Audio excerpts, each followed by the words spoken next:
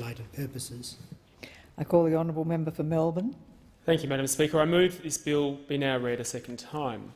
This bill gives effect to an election commitment of the Greens, but addresses a growing social problem that I have attempted to draw attention to in this place a number of times in the last parliament and will continue to do so. It addresses the high and underemployment rates amongst people from two very important groups in our society. One is groups of people from non-English speaking backgrounds, and the second is groups of people of Australians with a disability. The bill will also help ensure that our public service is truly representative of the public it serves.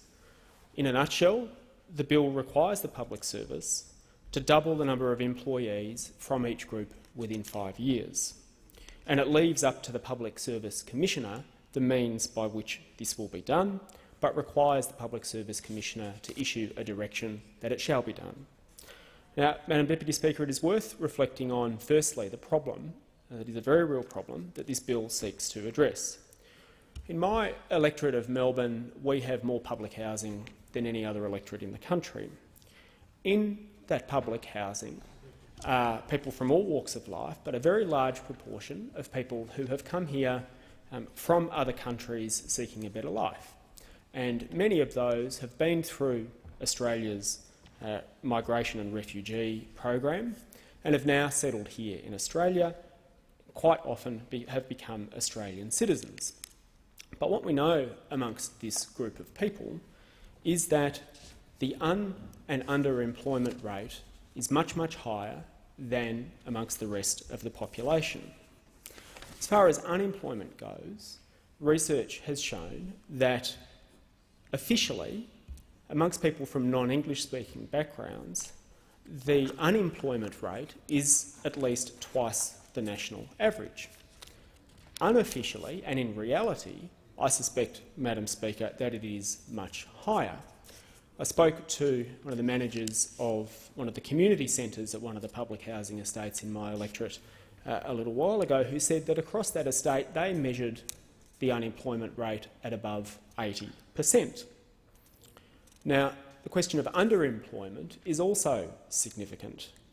What research shows is that if you come to Australia with skills or a tertiary degree from a non-English speaking background, you are more than twice as likely to find yourself in a low-skilled job than someone from an English-speaking background. And as a result, we have in Melbourne people with master's degrees driving taxis. We have, according to the representatives of one community association I spoke to, a former jumbo jet pilot who is now driving a taxi. We have doctors who have been unable to have their qualifications recognised. We have people who have worked for 2 or 3 decades as an accountant or a financial advisor in their former country who are now unable to find work in a comparative field. And what is worse, Madam Speaker, is that it appears that this mismatch between the jobs that people want to have and the jobs that they're actually getting is now flowing on to younger generations, including people who have been born and brought up here in this country. The stories are legion, certainly in my electorate, of people who have finished their finance degree at a university in my electorate who then send off job applications and wait in vain for the phone to ring. I've spoken to many people who have sent off dozens, if not hundreds, of job applications to have no response, only to find that when they change their name from Muhammad to David on the job application or from Fatma to Jane, all of a sudden the phone starts ringing. Now, it's very bad when it starts happening to people who have been through Australian educational institutions, but it also has a flow-on effect when young people who are second-generation migrants and come from a refugee background who are in our community look at their parents and say, well, you did all the right things, you worked hard, you studied hard, you're immensely qualified and immensely capable and hard-working, yet here you are doing a job that you don't like and that only earns you minimum wage. That then in turn affects their morale to continue to participate in the workforce at all, to even continue going out seeking a job. And the figures are not getting any better. Yes, there have been some incredible success stories, Madam Speaker, and we should sing those from the rooftops. But there are also stories of exclusion and discrimination, and it has effects for us as a society. Now, you would find probably agreement across everyone in this chamber that at the end of it, employment and engagement is the key. If there are people who are willing to work in our communities and who are seeking jobs, then they shouldn't be prevented from getting those jobs by artificial barriers or by discrimination. One senior researcher who's been looking at this problem for some time described it as there being a fence. He said, "We, the people, are over here on one side wanting work, the jobs are over here on the other, and it's as if there's a massive fence in between us, and we don't know how to get rid of the fence." What this bill will do is take one step towards getting rid of that fence. It will also address the issue of employment of people who have a disability.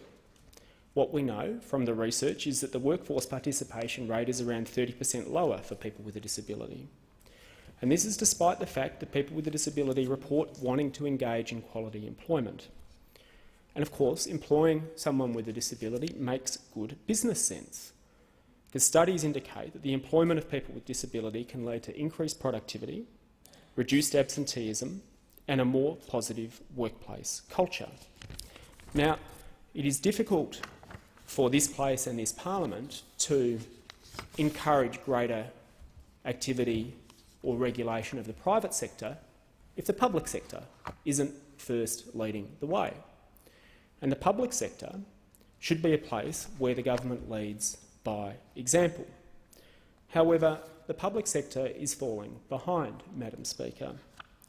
We know that almost 20% of Australians identify as having a disability, but the number of people with a disability employed by the APS dropped to 2.9% of the entire workforce in 2012. And similarly, 1 in 4 people in Australia identify as being from a non-English speaking background, but account for only 5.1% of the APS workforce. This bill takes a step towards redressing that.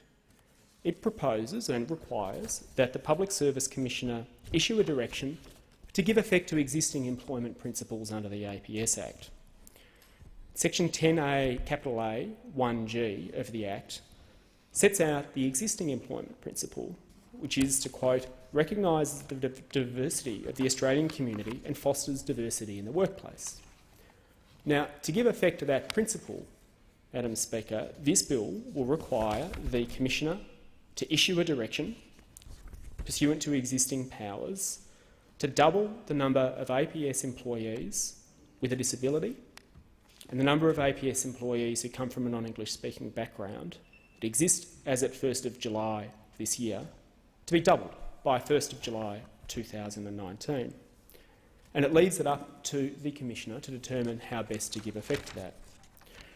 This is a reform that would have significant effects on social problems that exist in a very real sense in our communities at the moment. We run a very real risk, Madam Speaker, of creating an underclass of people who, as Australian citizens, are being systematically locked out of the workforce. It won't solve the problem, but it will be a significant step towards moving people who want employment into that gainful employment. At the moment, we have discrimination in the Australian workforce, and this parliament needs to acknowledge that as a fact. We need to acknowledge that there are people who want work who just aren't getting it. The Australian Public Service and this parliament, with its powers to control how the Commonwealth spends its money, can lead the way. I commend this bill to the House, and I hope that members from all sides will look at it as a reform that is practical and that could be implemented, and that will ensure that people who are currently falling through the cracks find the gainful employment that they are so dearly seeking.